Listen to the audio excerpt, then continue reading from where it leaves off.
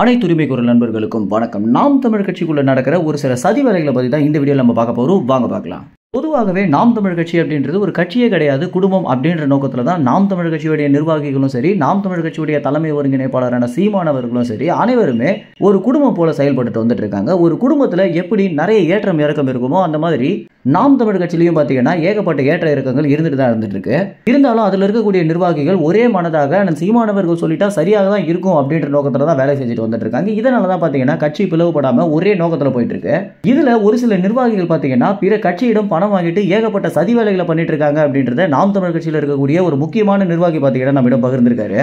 நாம் தமிழ் கட்சிக்குள்ள ஏகப்பட்ட சதி வேலைகள் நடக்குது அப்படின்னும், ஏகப்பட்ட பேர் பாஜகவிடம் பணம் வாங்கிட்டு கட்சியை விட்டு விலகி போயிருந்தாலும் ஒரு சில பேர் பாத்தீங்கன்னா பாஜக கட்சிக்கு ஸ்பையாகவே நாம் தமிழ் கட்சியில் இருந்துட்டு இருக்காங்க அப்படின்ற ஒரு அதிர்ச்சிகர தகவல் தான் பாத்தீங்கன்னா தற்போது வெளியாகி இருக்கு.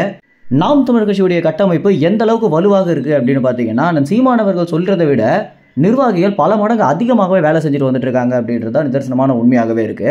பிற கட்சியெல்லாம் பார்த்தீங்கன்னா ஒரு தலைவர் அப்படின்றவர் அந்த கட்சியில் இருக்கக்கூடிய நிர்வாகிகளுக்கு பணத்தையும் கொடுத்து பொருளையும் கொடுத்து பதவியும் கொடுத்தா மட்டும்தான் ஒரு நேர்மையான வேலையவே அந்த நிர்வாகி செய்வார் அப்படின்ற நோக்கத்தில் ஒரு நேர்மையான அரசியலை அப்போதான் அந்த நிர்வாகி பண்ணுவார் அப்படின்றது தான் யதார்த்தமான உண்மையாகவே இருந்துட்டு இருக்கு. ஆனால் நாம் தமிழ் கட்சியில் மட்டும்தான் பார்த்தீங்கன்னா சீமானவர்களுடைய ஆலோசனை இல்லாமலே நிர்வாகிகள் கட்சியை எப்படி வளர்க்கலாம் அப்படின்றதுல தொடங்கி எப்படி தன்னுடைய கட்சிக்கு மக்களை ஈர்க்கலாம் அப்படின்றது வரைக்குமே தனியாகவே வேலை செஞ்சுட்டு வந்துட்டு இருக்காங்க. அவங்களுடைய சொந்த காசை போட்டு வேலை செஞ்சுட்டு வந்துட்டு இருக்காங்க. இந்த மாதிரி ஒரு அரசியல் கட்சி வரலாற்றிலே இருந்ததில்லை அப்படின்றது தான் யதார்த்தமான உண்மையாகவே இருக்கு.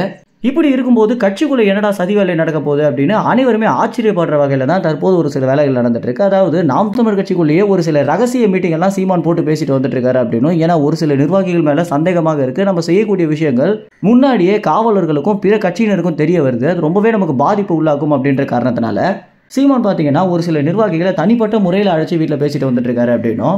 ஏன்னா ஒரு கூட்டமாக நம்ம பேசிட்டோம் அப்படின்னா அந்த ஒரு பொதுக்கூட்டம் நடக்கிறதுக்கு வாய்ப்பே இல்லாமல் போயிடுது. ஏற்கனவே 2 பொதுக்கூட்டங்கள் தடைப்பட்டிருக்கு. இணை எழுச்சி பொதுக்கூட்டம் நடக்க விடாமலே காவலர்கள் தடுத்து நிறுத்தி இருக்காங்க அப்படின்ற கோபத்திலேயே சீமான் பார்த்தீங்கன்னா ஒரு சில நிர்வாகிகள் மேல சந்தேகமாக இருக்கு அப்படின்ற நோக்கத்தில் ரொம்பவே நம்பிக்கையான நிர்வாகிகளை மட்டுமே அழைச்சி அடுத்தடுத்த வேலைகள் குறித்த பேச்சுவார்த்தைகளை பண்ணிட்டு வந்துட்டு இருக்காரு. அந்த சந்தேகப்படுற நிர்வாகிகள் யார் யாரு அப்படின்றத அடுத்த வீடியோல நம்ம வெளியிடுவோம். எல்லா வீடியோக்களையும் தொடர்ச்சியாக பார்க்கறதுக்கு உரிமை சேனல் சப்ஸ்கிரைப் செய்யுங்க. நன்றி, வணக்கம்.